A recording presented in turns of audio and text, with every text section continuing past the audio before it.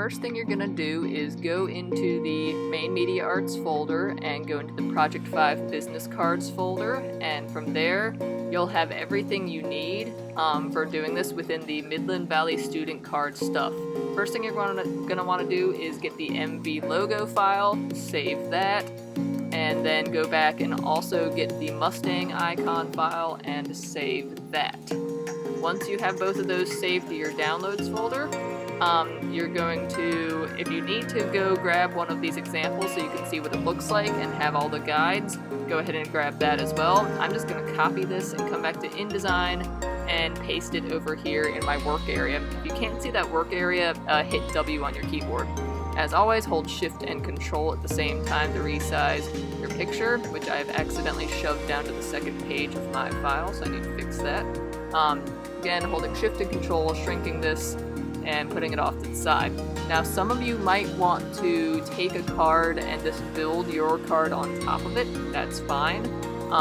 One thing I did do there was go to View Display Performance and put it on High Quality Display. Alright, hold on. So, next thing you're going to do here is take your cards and put them over here so you've got your guide. What I like to do is I'm just going to have a visual guide, and then I'm going to copy and paste it so I can actually have my text guide as well. Alright, and now that we've got these here, I'm ready to start going with my size of my overall card. I'm going to get my rectangle tool, click just once, and if you click just once, it should make this little box show up like this where you can type in your measurements. So 3.5 by 2 inches, there's my card. For some reason it doesn't have a stroke color, don't know why, let's turn that on. And now let me grab my selection tool and scooch this over. And now I'm going to start building my stuff on this card. The thing I'm going to start with first is going to be that blue rectangle on the left. So using the measurements the same way I did with the rectangle, I'm just going to click again and type in where it says the blue rectangle measurements. Now again, if you are just building this on top of the card, you probably don't need to do this, but in my case, I'm just doing this from scratch. So I'm going to go ahead and change the fill color of this, and right here you'll notice where it says colors, and it gives you a number. All you're going to do is double click on the fill color and type that number into the box, and it will go and snap to that color. So you'll say OK, and it should apply that color to the box. Once you've done that, now we're going to go and make some of these stripes. I don't know why I decided to do the orange stripes first, but sure. I'm going to grab my line tool, and I'm just going to make a line. I made sure it was perfectly straight by holding Shift as I clicked and dragged it. And if you look up here at the top, you'll see where it says L and a number.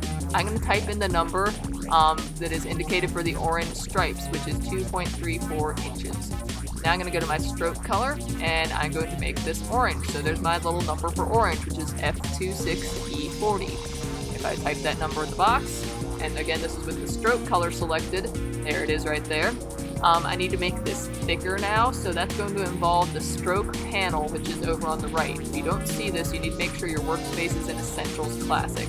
So we're going to bump that up to 4 point, and so that's the top line. The bottom line is actually 10 point, so I'm just going to copy and paste this, no point in remaking it. And now I'm going to bump this up to 10 point, and change where it says type right here to triple. And now I've got my orange lines. So to make the blue lines, again, why remake that? I'm just going to take these two. So I'm going to click on one and then hold Shift and click on the other, and then copy and paste them. So click on one, hold Shift, click on the other, Control C, Control V, and I'm just going to rotate them right here by clicking on the outside part and shove them down here. Now these blue lines are a little bit longer, so there's the length right there, or I'm sorry, that's the color, so same deal, just typing that color into the box by double clicking on the stroke color, and there's where I'm going to change the length. Now for some reason we're going to make it on the W. I know it was L before, but now it's W. I think it's because there's two things selected, not sure, and we're just going to nudge that into place. Okay. So we've got our stripes on here now. Now let's go ahead and get some text on here. I'm going to get my type tool, click and drag to make a box. I'm probably going to need to make that bigger. And I'm just going to type my information on here. Now obviously when you type yours, you're going to do your information, so your first and last name, and you'll do high school student, because you're not a teacher. You'll do class of whatever class you graduate. That was mine. And then you'll do your school email address. Obviously you always have the student at the end. instead of just at acpsd.net.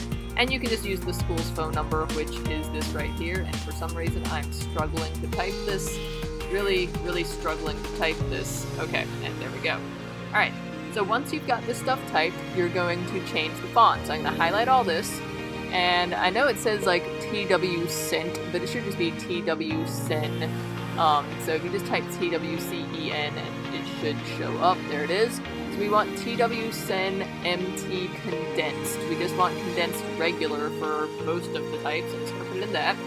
And then, let me get this out of the way. We're going to highlight my name. There it is. We're going to make that bold by clicking where it said regular and changing that to bold. And then we're going to go ahead and change the size.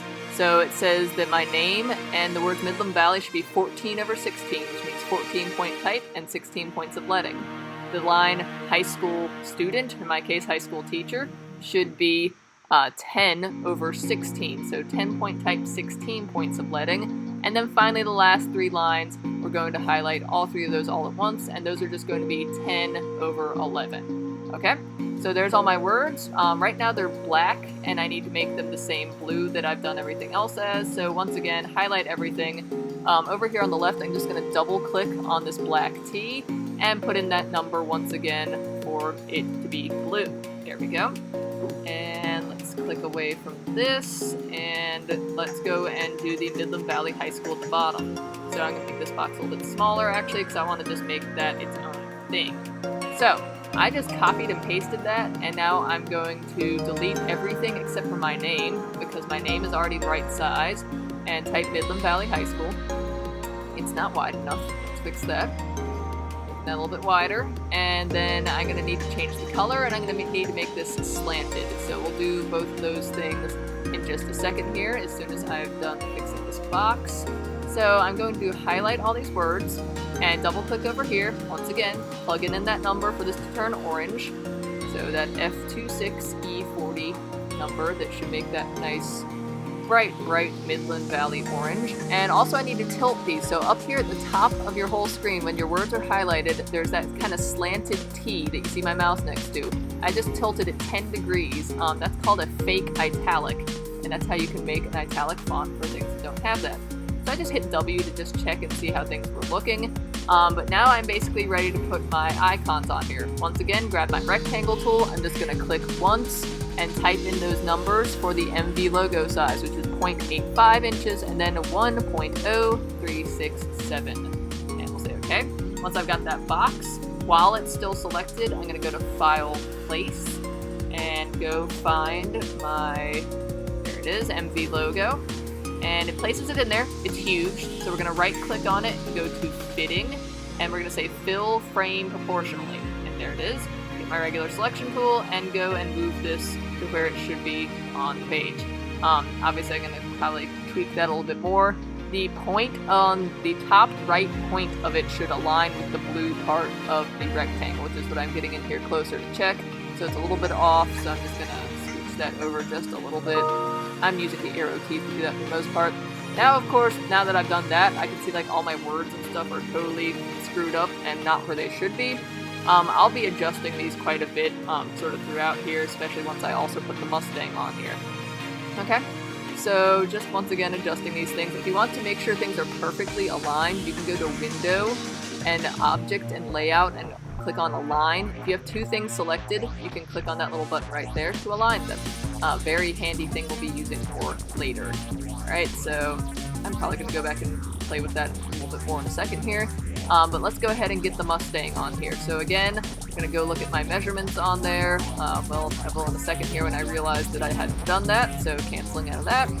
And let's go once again, get my rectangle tool, click just once, type in those measurements. For the icon, it was 1 inch by 1.3806. And we'll say OK.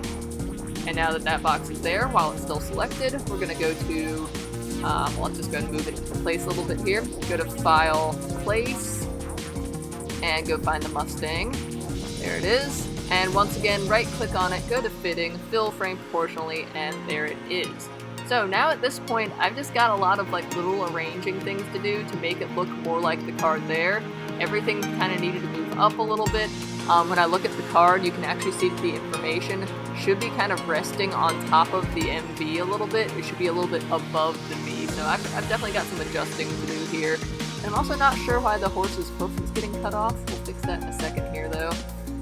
So yeah, just moving my information around, getting it to look as close as possible to the original card there, because that's going to be what I'm grading on basically for this entire project. Alright, so once you think you've got it as close as humanly possible, you're going to just finish it off and do what you need to micro adjustments wise, and I'm happy to check these before you turn this in.